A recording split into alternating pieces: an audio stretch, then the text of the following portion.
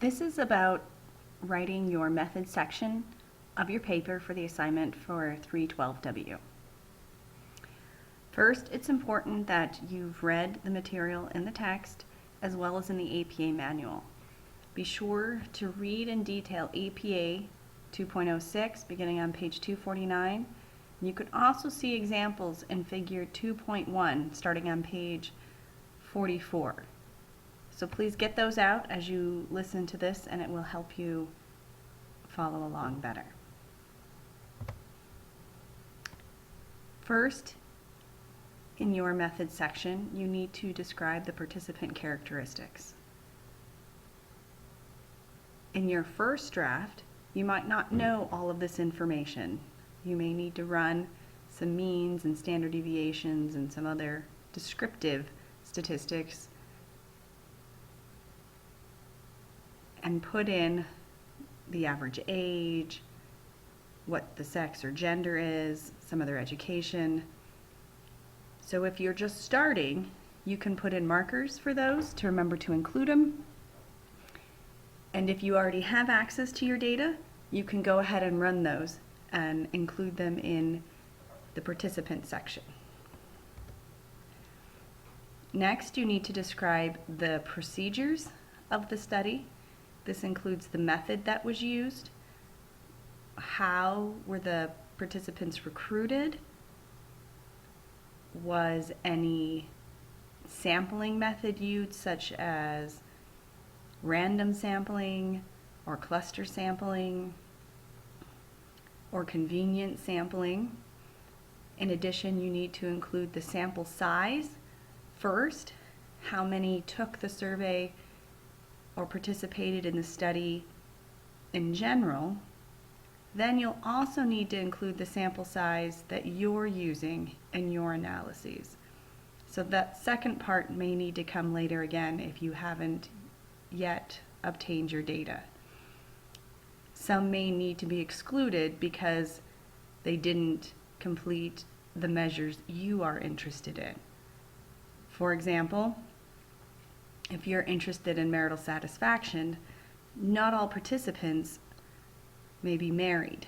And so although more people completed the entire study, less may have completed the section on marital satisfaction. So your final sample size will be smaller, as well as including these other items. Again, make sure you're following the APA manual and not just this presentation as you make your method section. Third, we move on to the measures and covariate section. When you describe your measures, you give a variable name. For example, here we have self-rated health. You have sample items. Make sure you're citing the measure. Here's another one, depressive symptoms. And it came from what we call the SECD, which was made by Radloff in 1977. So that information needs to be cited here. Again, we have examples, the scale, if it's on a scale, what 0 means and what 3 means, or what up here 1 and 5 means, make sure that's included. If there were more than one item, tell how many items there are, and say whether or not they were summed or averaged. You can go back to the original citation to find out what you're supposed to do. Should you sum it? Should you average it? How do you calculate it? They will let you know there.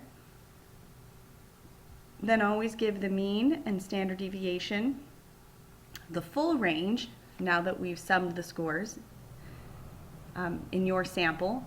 So it could go from 0 to 60, but this sample only goes 0 to 49. And the alpha, which tells you how well these items hang together. If you don't yet have your data, you'll have to wait to calculate these. But you can put in the sentence and leave the blanks so you remember to fill it in later. That is definitely appropriate. Now, you may not have this in a research methods course study design, But if you had a control sample, an experimental sample, if you had other videotaping or other things that you were doing as well, more in depth rather than in this one, the research design is questionnaire design. If you've just done a survey, but you could detail exactly what you did, and those are outlined as well. Go back to the manual. APA 2.05 is introduction, then you move on to 2.06, the methods, and that's where you'll find how to describe these things. So right here, APA 2.06, read through it, make sure you know it, and make sure you've included everything in there.